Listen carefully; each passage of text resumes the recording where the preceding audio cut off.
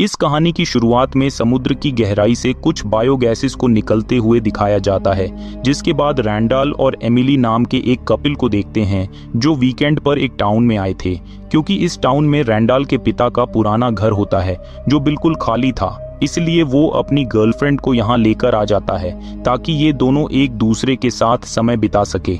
इसके बाद वो दोनों रूम में जाकर इंटीमेट होते हैं, पर जब एमिली वॉशरूम में होती है उसे यहाँ के पानी में कुछ अजीब लगता है और वहाँ कुछ दवाइयाँ भी होती हैं जिन्हें देखकर एमिली को लगता है यहाँ उनके अलावा और कोई भी है, क्योंकि इस घर में खाने पीने की चीज़ें भी होती हैं। पर तभी एमिली वहाँ एक लेडी को देखती है जिन्हें देखकर वो छुप जाती है और रैंडल के पास जाकर उस लेडी के बारे में बताने लगती है।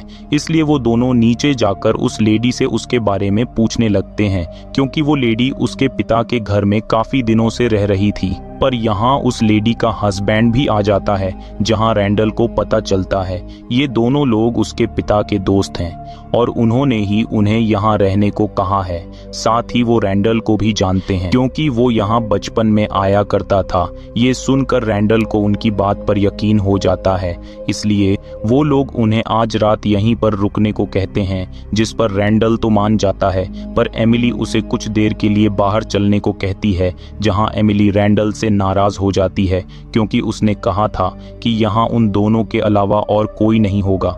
जिस पर रैंडल एमिली से माफ़ी मांगता है क्योंकि रैंडल अपने पिता से ज़्यादा बात नहीं करता, इसलिए उसे पता नहीं था कि यहाँ कोई और भी हो सकता है। अब रात को वो लोग साथ में डिनर करते हैं और डिनर में ऑयस्टर्स भी होते हैं जिन्हें जेन समुद्र से पकड़ कर लाई थी। लेकिन एमिली के अलावा वो सब लोग वो ऑयस्टर्स खा रहे होते हैं क्योंकि एमिली ऑयस्टर्स बायोलॉजी पढ़ने में इंटरेस्ट रखती है। वो उन्हें बताती है कि लाइफ बहुत अनवेयर है और हमारा एलिमेंट राइट से बहुत गहरा कॉम्बिनेशन है और इसमें टेम्परेचर फ्रॉम द सन और कोई भी चीज़ अपनी जगह से इधर उधर हो जाए तो हम इंसान नहीं बच पाएंगे, हम सब खत्म हो जाएंगे और इस अर्थ पर केवल डस्ट और गैसेस ही बाकी रह जाएंगे।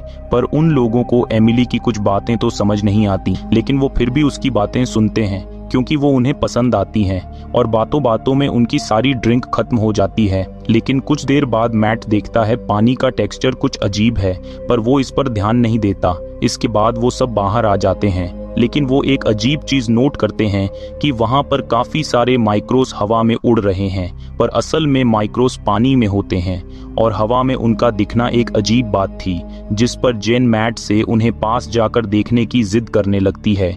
इसलिए मैट उसे जाने को कह देता है और जेन उन्हें पास जाकर देखने लगती है।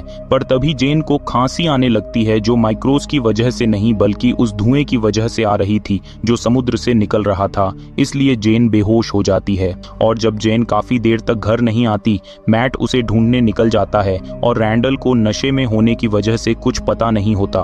पर एमिली देखती है वो धुआं घर तक आ गया है, इसलिए एमिली दरवाजा बंद कर देती है, पर वो भी उस धुएं की चपेट में आ जाती है जिससे वो वहीं पर बेहोश हो जाती है। अब आधी रात को जब एमिली को होश आता है, वो देखती है जेन बुरी तरह खांस रही थी, जिससे वो उनके रूम में जाने लगती है, पर मैट दरवाजा बंद कर देता है। इसलिए एमिली भी अपने रूम में सोने चली जाती है। अब अगले दिन जब वो दोनों उठते हैं, उनके सर में हेडेक हो रहा था, इसलिए वो लोग बीच पर जाने का फैसला करते हैं और जाने के लिए जब वो नीचे उतर कर आते हैं, वो देखते हैं जेन उनकी किसी बात का कोई भी जवाब नहीं देती और वो अपनी सब मेडिसिन खा चुकी थी। और वो उसके करीब जाकर देखती हैं जेन की स्किन खराब हो रही होती है, इसलिए वो मैट को ढूंढने के लिए बाहर आ जाते हैं। पर तभी रैंडल की तबीयत खराब होने लगती है, इसलिए वो घर की तरफ चला जाता है और उसके जाते ही मैट एमिली के पास आकर बैठ जाता है, जो जानता है जेन के साथ क्या हो रहा है। दूसरी तरफ जब रैंडल घर में होता है, वो देखता है पानी का टेक्सचर कुछ अजीब है, पर वो इस पर ज्यादा ध्यान नहीं देता। लेकिन उसे ऊपर से किसी की आवाज सुनाई देती है, इसलिए वो देखने के लिए ऊपर चला जाता है। इधर एमिली को मैट बताता है इस जगह पर कुछ अजीब है और उसे बता करने के बाद स्विमिंग करने के लिए चला जाता है, पर मैट अपने आप को डुबाने लगता है। ये देखकर एमिली उसकी तरफ भागती है, पर तभी उसके पैर में जेलीफिश का कांटा लग जाता है, जिसे वो निकालने की कोशिश करती है, पर वो देखती है उसके पैर में कोई कीड़ा है, जिसे देखकर एमिली काफी डर जाती है। इसलिए वो उसे निकालने के लिए घर के अंदर आ जाती है, जहां वो उस कीड़े को बाहर निकलती है। पर वो देखी है वो कोई कीड़ा नहीं बल्कि जेलीफिश का टेंटिकल होता है, जो म्यूटेंट होकर एक कीड़े की शेप में आ गया था। इसके बाद एमिली अपने पाँव में पट्टी करती है और अपने कपड़े चेंज करके यहाँ से निकलने की कोशिश करने लगती है।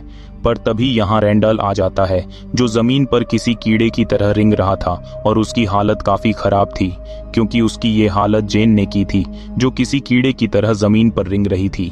इसीलिए वो घर से बाहर आ जाते हैं और पास के पड़ोस में जाकर मदद मांगने लगते हैं। लेकिन उस घर से कोई बाहर नहीं निकलता। पर कुछ देर बाद दूसरी तरफ से एक आदमी उनकी तरफ आने लगता है, इसलिए वो वहां से भाग जाते हैं।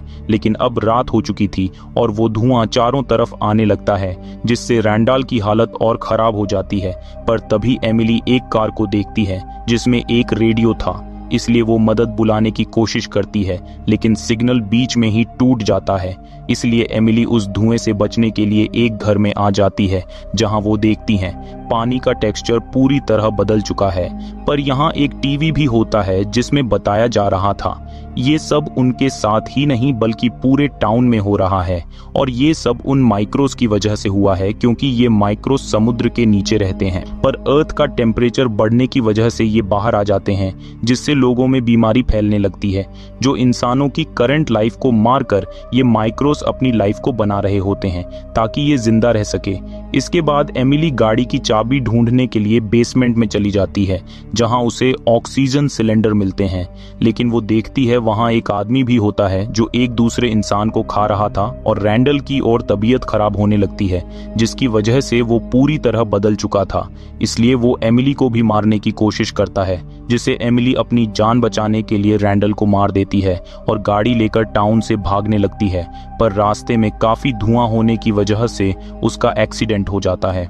अब अगले दिन हम एमिली को बीच पर देखते हैं, जो पूरी तरह इन्फेक्टेड हो चुकी थी, और वो अपने आप से बार बार एक ही बात बोल रही होती है कि डरना नहीं है, कि डरना नहीं है। और अचानक से पानी की एक लहर एमिली को समुद्र में खींच लेती है। और इसी के साथ यह कहानी यहीं पर और हो जाती है। उम्मीद करते हैं आपको ये कहानी पसंद आई होगी।